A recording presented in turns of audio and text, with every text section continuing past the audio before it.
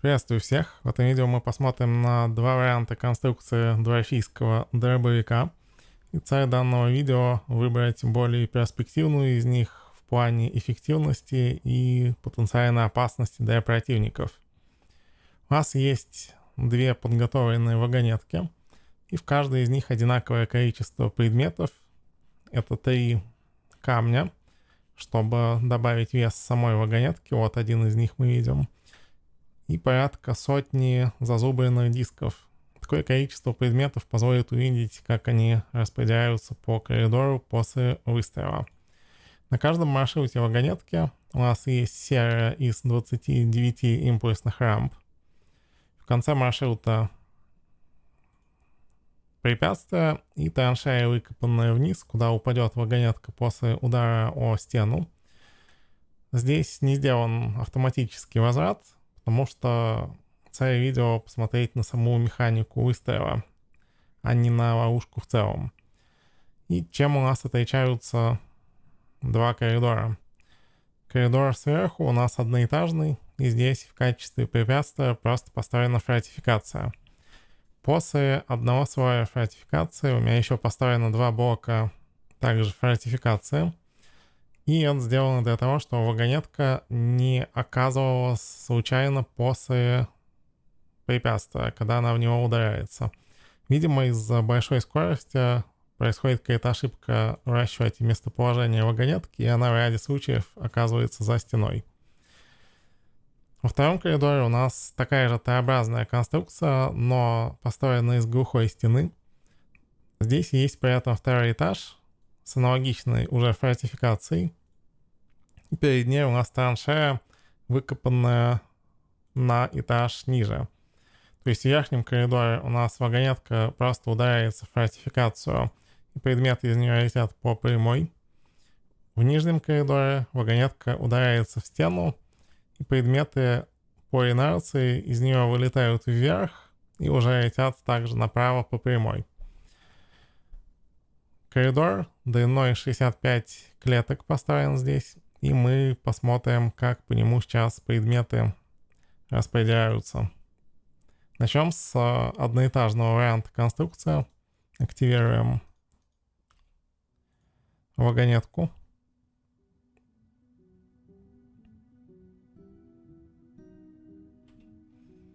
Так, и сейчас будем смотреть, как предметы по коридору разлетаются.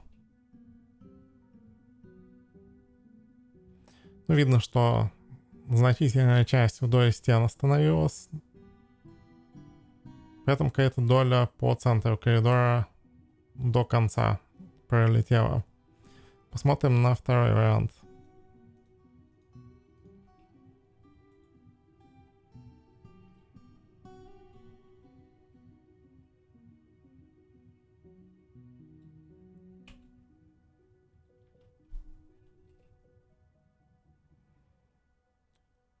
Визуально картина примерно аналогичная. Посмотрим по количеству предметов, например, сколько в конце коридора у нас находится.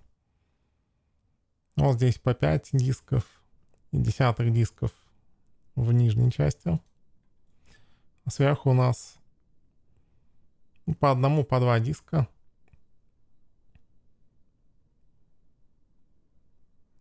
В одноэтажной конструкции основная масса дисков вдоль стены распределилась. В двухэтажной на самом деле картина примерно аналогичная, только центральные диски в центральных 3 клетках коридора как будто бы в большем количестве доехали до конца. На первый взгляд разницы нет. Так, я воспользуюсь DF-хаком, чтобы эти предметы вернуть в вагонетки через утилизацию.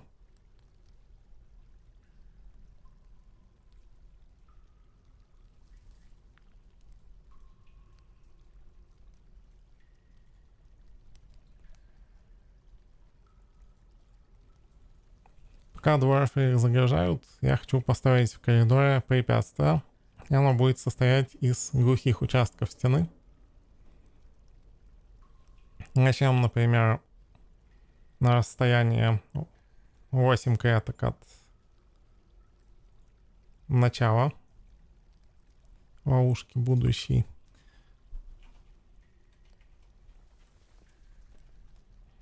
Я хочу в 2 коридорах поставить одинаковую конфигурацию столбов, по сути, фрагментов стены. Но надо помнить, что у нас один коридор двухэтажный, а верхний нет.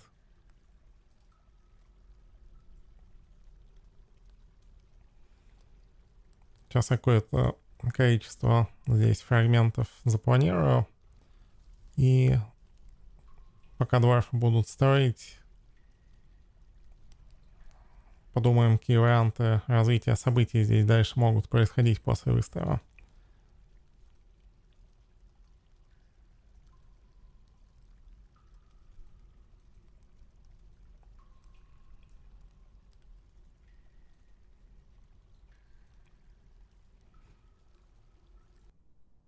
Ну, допустим, достаточно. Данные участки стены у нас изображают противников, которые в большом количестве хаотично по коридору идут в сторону крепости. И вот они в какой-то момент активируют ловушку, и у нас работает дробовик. Что мы потенциально здесь можем увидеть? В случае, когда коридор одноэтажный, у нас очевидно, что предметы просто полетят по прямой, они в виде конуса, как мы в предыдущей демонстрации увидели, распределяться. И, допустим, предположу, что они могут, возможно, отрикошетить от стены и задеть большее количество противников, чем первые 5 противников, каждый из которых стоит в соответствующей линии коридора.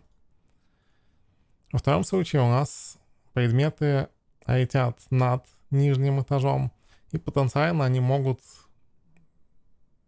частично перелететь каких-то противников, то есть что-то упадет раньше, что-то упадет позже, и у нас они большее количество врагов за один выстрел зацепят.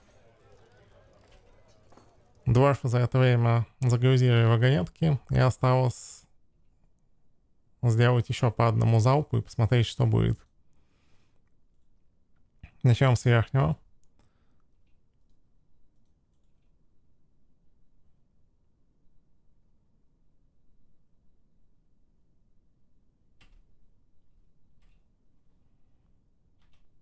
Смотрим, смогут ли предметы каким-то образом остановиться более чем за 5 колоннами.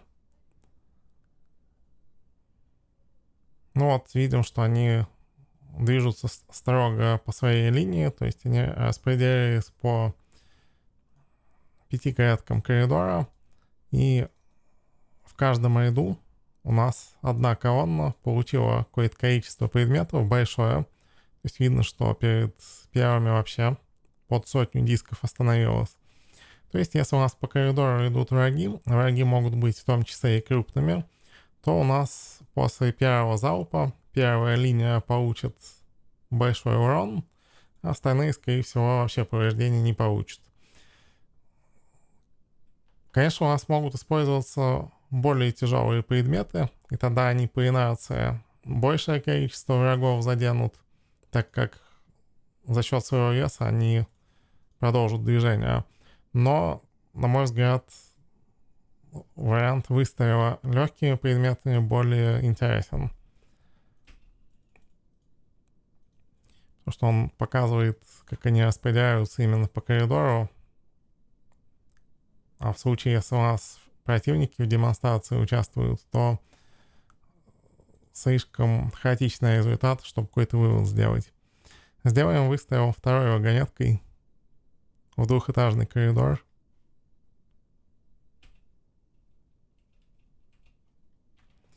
И в этом случае можно посмотреть вид со второго этажа. Посмотрим, как предметы полетят.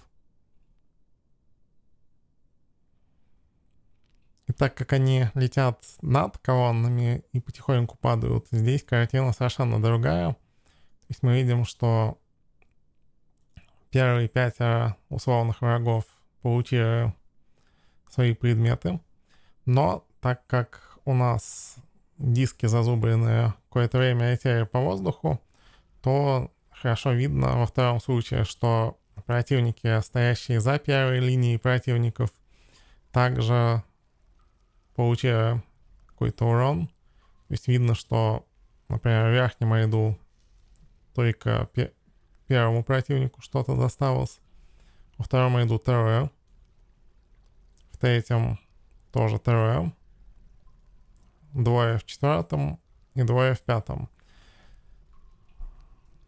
Второй вариант видится более интересным, потому что он большую площадь покрывает, и можно попробовать сделать еще один выстрел.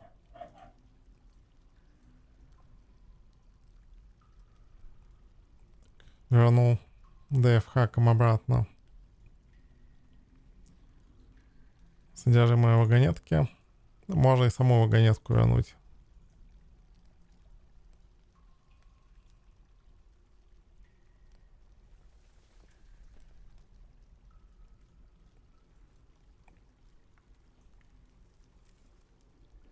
В маршрутах вагонеток видно, на какой процент она загружена.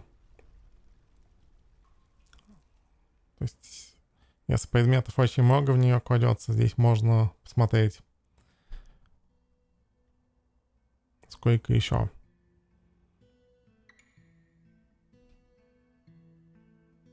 Так, все, что было у нее, загрузили. Делаем еще один выстрел. Посмотрим, изменится картина или нет.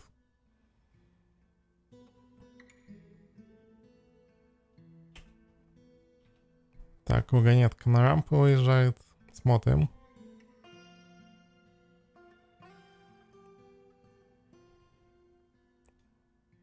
Плюс-минус одинаково. В этот раз у нас в верхнем ряду диски в двух противников попали. Во втором ряду в трех. В третьем ряду также в трех. В четвертом ряду опять же в трех. И вот видно, что первые два столба оба получили по диску. То есть первый столб диски перелетели, несмотря на то, что они близко стоят, и попали во второй. И в последнем ряду у нас также двое. То есть, в принципе, видно, что больше половины коридора накрывает залп из двухэтажного дробовика, а в одноэтажном случае у нас только первая линия противников получает урон. И кажется, что двухэтажную конструкцию для ловушки более интересно использовать. Я дальше буду ориентироваться на этот вариант. На этом все. Вот такое небольшое исследование механики работы шотгана. Спасибо всем за просмотр и пока.